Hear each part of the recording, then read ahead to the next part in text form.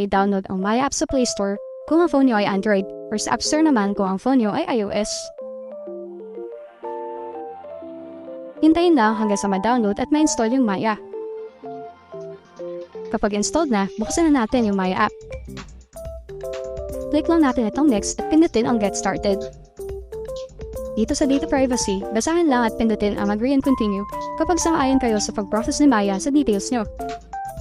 Click continue at allow lang natin si Maya na i-access yung location natin for security purposes. Sunod ay pindutin itong start an account.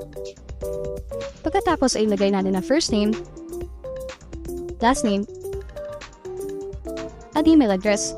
Optional lang naman yung email address, so kahit wala na yung laman, click continue kapag okay na. Ilagay yung ating mobile number, pati na rin ang magiging password ng Maya account natin. Click continue kapag okay na.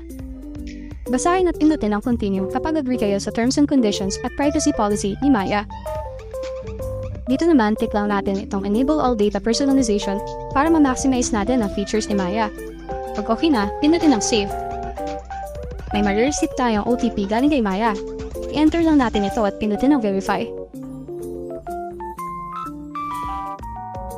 At ayan, gawa na ang Maya account natin. Click lang natin ang go home para mabuksan na natin ang nagawa nating Maya account.